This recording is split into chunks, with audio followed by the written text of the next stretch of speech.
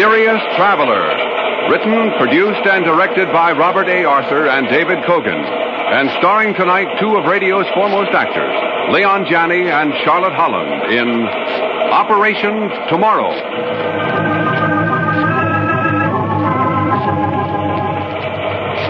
This is the Mysterious Traveler, inviting you to join me on another journey into the realm of the strange and the terrifying. I hope you will enjoy the trip, and it will thrill you a little and chill you a little. So settle back, get a good grip on your nerves, and be comfortable, if you can, as we journey with a young scientist into the unknown future. It's a story I call Operation Tomorrow.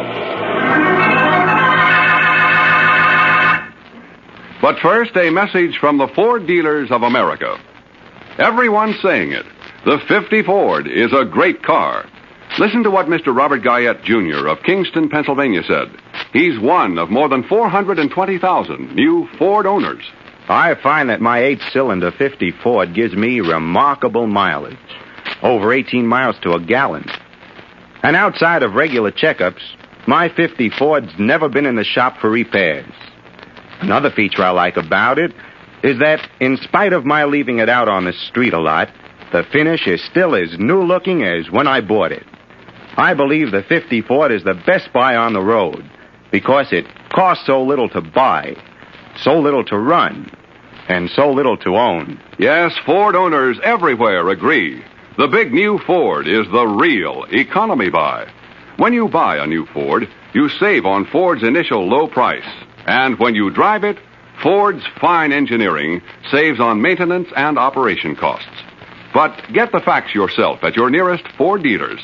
Then take the wheel and get the feel of this fine car. Test drive the new Ford.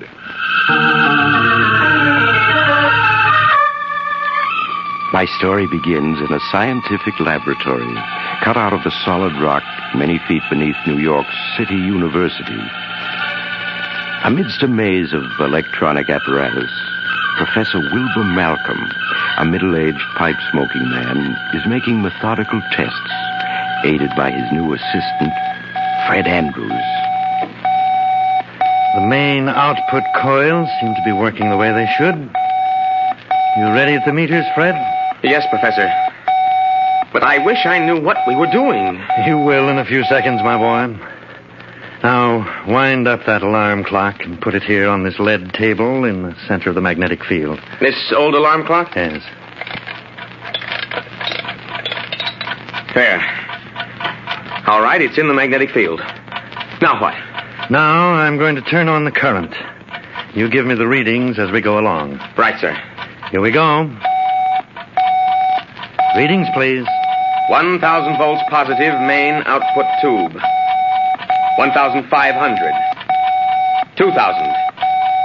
3. 4. 5. 6. 7. 8,000. 9. 10,000. All right. We've reached critical voltage. Now watch the clock closely, Fred. The clock? Yes, sir. Why, it's getting a little hazy. Hard to see. Now it's transparent, as if it were made of glass. What is this, Professor? Patience, my boy. Watch and observe. That's the scientist's motto. Well, the tick is getting fainter. Fading out. The clock is disappearing. Professor, the clock has vanished. So it has. Gone completely. But where? Don't tell me you've discovered the secret of invisibility. Oh, something bigger than that, Fred. But watch now. I'm going to cut off the alpha tubes. Now I'll cut in the beta tubes. That will give us a negative charge and reverse the magnetic field. You ready, Fred? Yes, sir. Here we go. Readings, please. 2,000 volts negative. 3,000 negative. 4,000. 5. 6. 7. 8.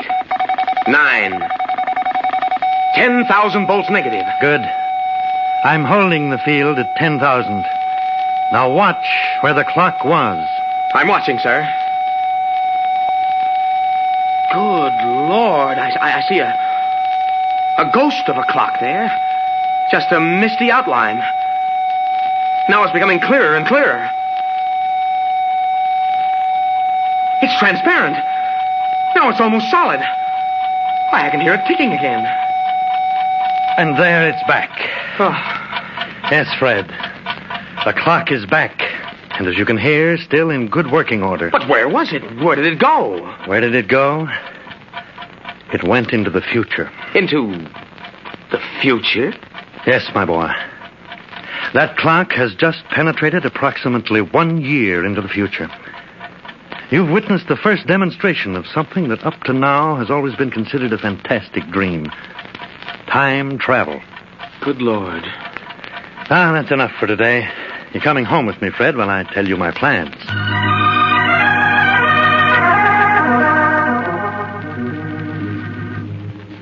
How did you stumble onto this time travel effect, sir? Well, it came about almost by sheer accident. My main purpose, which is a top-secret operation, is to develop electronic controls for atomic spaceships. You mean they've been developed? Oh, no, not yet. But it shouldn't be long now. Science is making incredibly rapid advances. And sometimes it worries me. When you travel so fast, there's danger of a collision. Yes, I know. We're all of us worried that the world is headed for a gigantic disaster, but there doesn't seem to be anything we can do about it. Perhaps there is. That's what I've been working around to tell you, Fred. What, Professor Malcolm? Well, this time travel effect that I stumbled on accidentally, I've kept it a secret. You're the only person besides myself to know about it. I'm very flattered, sir. Well, I know I can trust you. And I need your help. I'm not sure we're really ready for time travel. As we were just saying, we're going so fast now, so many new discoveries that we don't know how to handle for the world's good. I hesitate to add one more to the list.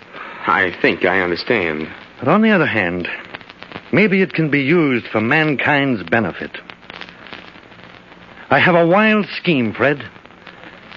Very unscientific. And yet... What is it, Professor? Well, it's this. I propose to send you on a little jaunt into the future. Into the future? Yes. I want you to bring back information. I want to find out what's in store for us mortals of the 20th century, Fred. If it's bad, war, perhaps, just knowing about it in advance may make it possible to prevent it. Do you follow me? Huh. It would be like knowing in advance about a train wreck and then seeing that it doesn't happen. I knew you'd understand. That's why I sent for you. As soon as we've completed our tests, I propose to send you through time 100 years into the future. For days and weeks, Fred Andrews and Professor Malcolm experimented until they were sure it would be possible to send a human being into the future and bring him back safely. At last, they were ready for the big test, for the actual transmission of Fred himself through time. Professor, I'm all ready. Why are you hesitating? Well, Fred, as we've been working, suspicion has been growing in my mind. What suspicion, sir? I don't think this is going to work. But, Professor, we've sent dozens of objects into the future and brought them back. Even live animals. Cats, dogs. Yes, but we've never brought back an object from the future itself. I mean, one we didn't send there. No, that's true. I wonder if...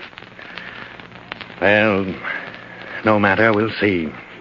Now remember, gather all the information you can and get back to this spot 6 hours from now. I'll activate the return field then and bring you back to 1950. Yes, sir, I'll do my best. I guess that's all. Good luck, my boy. Thank you, sir. 5,000 volts positive. 6,000 volts. How do you feel? I feel fine, Professor. 8,000 volts. 9. 10,000. Critical voltage. You're beginning to move forward into time. You're getting transparent now. Can you hear me? Yes, Professor Malcolm. I can hear you, but you sound very far away. seemed to be in the middle of a fog or mist. Now I'm just surrounded by blackness. I can't hear or see anything. He's gone. Pray heaven he comes back safely.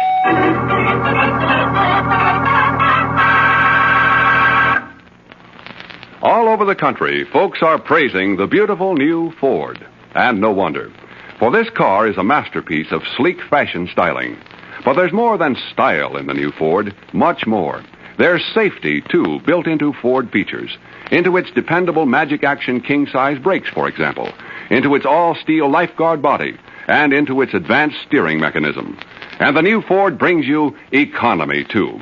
It's low in first cost and high in resale value. It's thrifty on gas and oil and inexpensive to maintain. So, before you buy any car, at any price, stop by your neighborhood Ford dealers. Look over the new Ford for beauty. Check its many safety features. Get the facts about Ford economy. Then discover the flashing performance and big car comfort of this great car.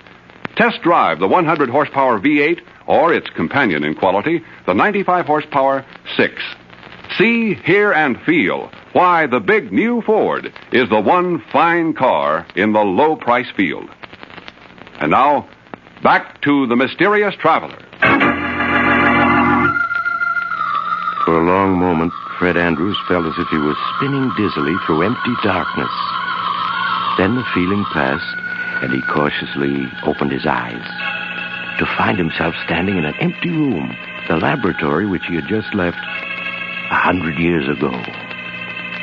Unsteadily, he crossed the room and, with difficulty, opened the door. Then he gasped. Outside was a maze of corridors and stairways, brilliantly lighted as if a whole city had been carved out of the rock of Manhattan Island. As he stood there, someone came walking swiftly past him. An attractive girl in full military uniform. I beg your pardon. Yes? But, can you What are you tell doing me... here? This section is forbidden to civilians. Forbidden to civilians? I don't get it. How did you get past the guards? Where are your identification papers?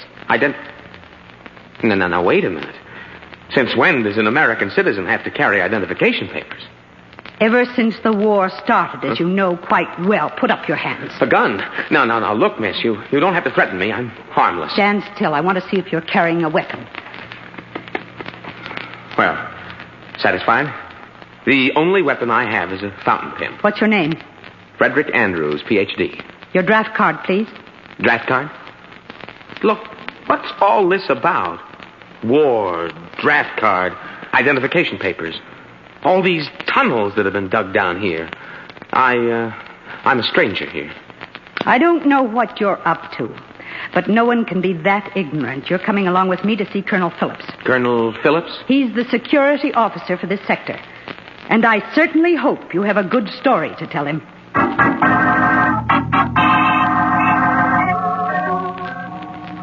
So your story, Mr. Andrews, is that you've come here from the year 1950. You must realize it's a very unconvincing tale. Completely unconvincing, in my opinion, Colonel. Well, it's the only story I have. I was born in 1923. And in 1950, Professor Wilbur Malcolm of City University sent me into the future. Now I'm here and, I forgot to ask the date. It's April 10th, 2050. Exactly 100 years. Professor Malcolm's calculations were accurate to almost the minute. Colonel, in my opinion, this man is a very clever spy. Spy? But, well, look at that stuff you took from my pockets. The notebook, fountain pen, my driver's license, dated 1950. Those coins and bills, the cigarettes.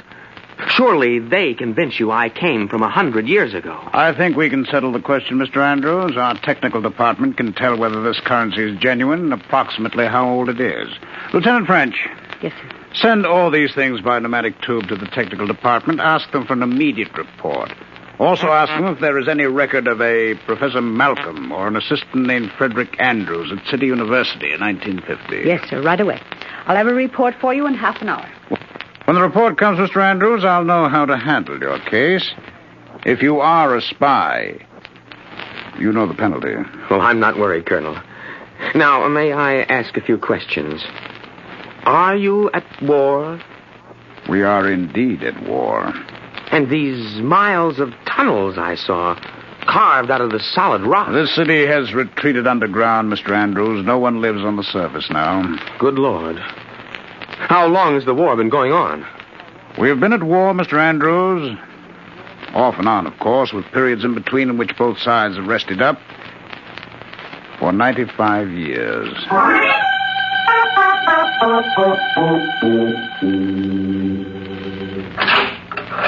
Well, a visitor at last. Hello, Lieutenant French. I'm sorry, Mr. Andrews, that we had to keep you locked up until you were cleared. Does that mean you believe my story now?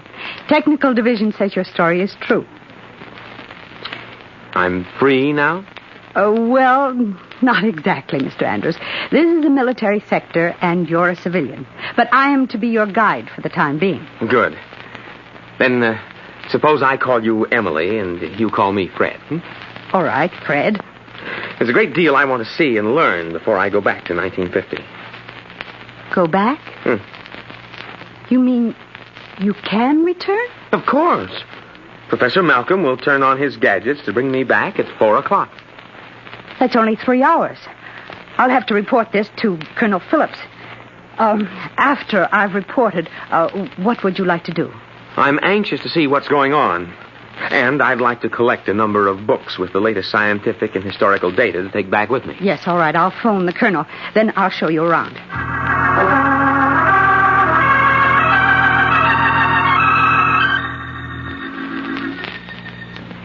Fred, here's the plotting room for the flying bomb attack.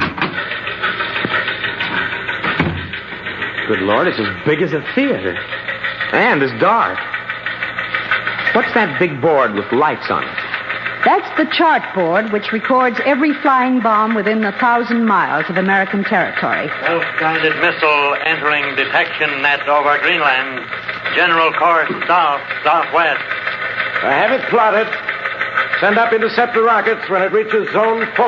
Yes, sir. Rockets 34 and 35 successfully intercepted at Defense Zone 4. Now, you see, Fred, 2 lights just went out. That means we sent up destroyer rockets, which brought the bomb down. Rocket bombs 29 and 31 have eluded interception at Zone 3. Interception salvo at Zone 2. If they penetrate, use interceptor L100 at Zone 1. L100 is our new top-secret interceptor, Fred. Hardly anyone knows how it works, but it never fails. 4 more lights went out then. Mm-hmm. And here comes the report. Last 4 rockets successfully intercepted. Roger. Well, Fred, what do you think of modern Rocket warfare? 25 has it's penetrated Zone 2. horrifying.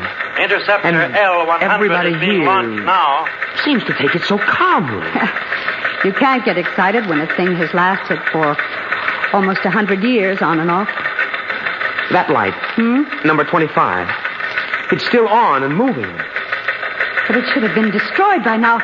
Do you suppose... Rocket number 25 has eluded interceptor attack by L100. But it can't have. Report on 25, please. Detection base 103 reports number 25, apparently new type rocket, non-metallic construction, able to baffle sighting mechanism of L100. Order technical crew to search for fragments after the hit. Send general warning to eastern seaboard area. Give plotted strike prediction. Very good, sir. All personnel in Eastern District. All personnel. Bomb strike due in 10 seconds. Battery area. Bomb strike due in 5 seconds. 4 seconds. Bomb strike due in 3 seconds. 2 seconds. 1 second.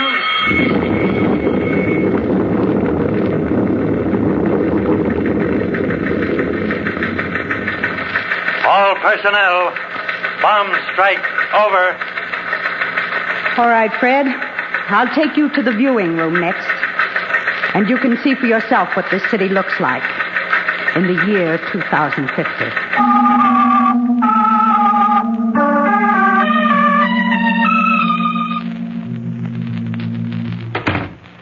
Lieutenant French reporting back with Mr. Andrews, sir. Very good, Lieutenant.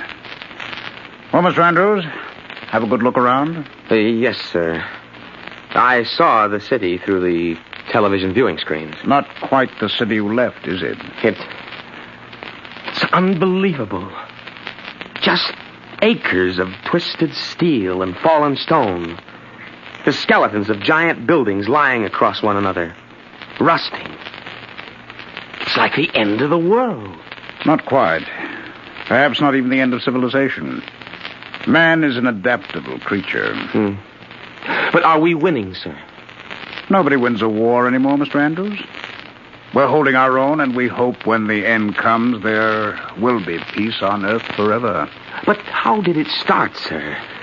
We were trying so hard to prevent war back in 1950. In fact, one reason for my trip into time was to get information that might help us keep war from breaking out.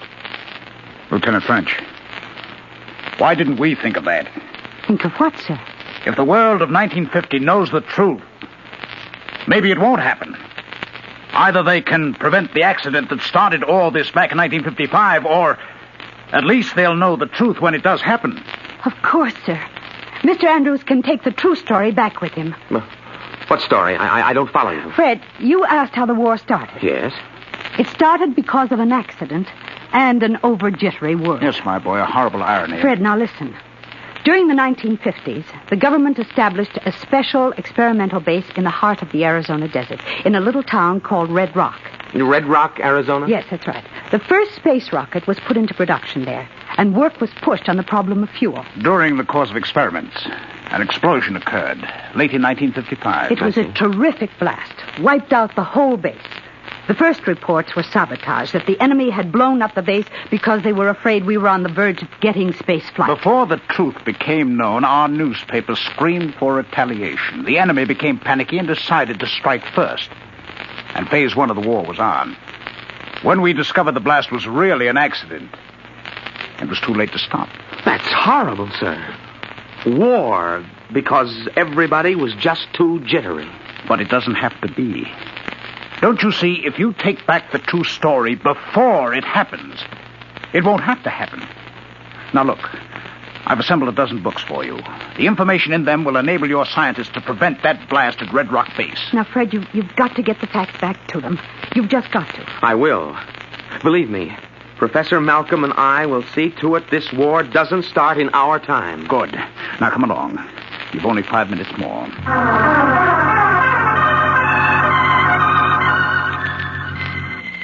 This is the exact spot where I was lying when I came through the time dimension, Colonel Phillips. You've only 30 seconds more, Andrews. Remember, impress the lesson of the accident at Red Rock on the world.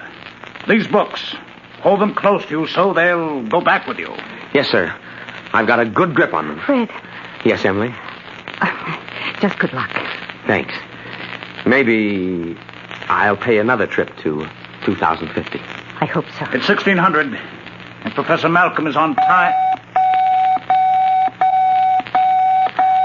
Look, Colonel. He's getting transparent. He's disappearing. Goodbye, Emily. I guess this is it. Hope to see you again sometime. But, sir, the books, they aren't disappearing. They're just as solid as ever. Fred! Fred! What?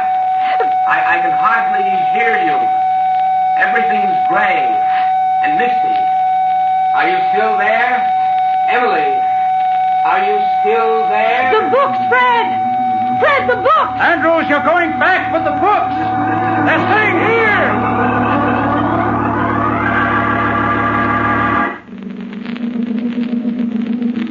He's appearing. He's returning. Thank heaven he's safe. Fred, my boy. Fred, what's the matter? You're staring at me as if you didn't know me. Here, Fred, let me help you up. It's I, Professor Malcolm. Professor Malcolm? Yes. Don't tell me you don't remember. Professor Malcolm? Yes, Fred. What's the matter? Oh, my head feels so funny. I can't seem to remember who you are or what's happened to me. What am I doing here?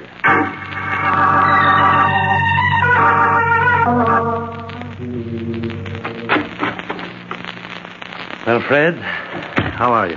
Oh, Professor Malcolm, it's good to see you, sir. I can't tell you how I've been blaming myself ever since the experiment. Oh, nonsense. I haven't suffered any harm. Just a blank place in my mind. I can't understand it. Do you suppose the experiment failed? You were gone for 6 hours. Somewhere. That's all I know, Fred. If you did get to 2050, Fred... Yes, sir?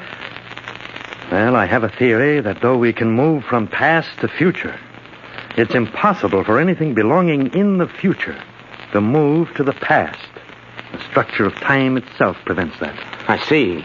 So, if you did try to bring back any books or papers, they stayed behind. You must be right. You can't remember because nothing that you didn't take with you could come back with you, even including sensory impressions on your brain cells. The very act of returning wiped out your memories. Maybe if I went again, we could find some way around the problem. There must be some way, sir. No, Fred. I'm dropping the whole subject for the time being. I've been transferred to a new assignment, and you're coming with me. Well, what is the assignment, sir? All spaceship research is being concentrated at a new base now being developed. You and I are going out there to help develop a fuel that will take a rocket to the moon. I see. But where is the base, Professor Malcolm? Oh, someplace in the west. I believe they call it Red Rock, Arizona. Red Rock? The name seems awfully familiar to me. I wonder why.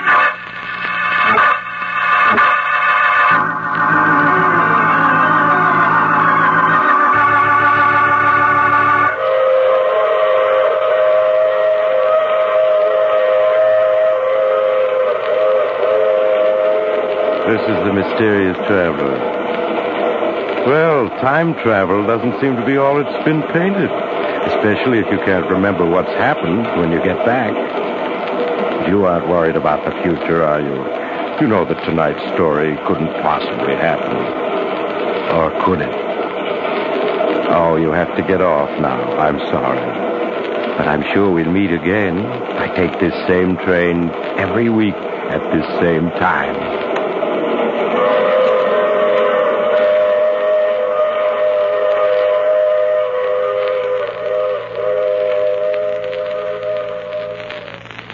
And now a final message from the Ford dealers of America. The car everyone's talking about is the 1950 Ford. Listen to what Mr. Leonard Boren, purchasing agent, one of over 420,000 new Ford owners, said about the new 50 Ford. A purchasing agent's business is to know a lot about quality, about the things which mean real satisfaction.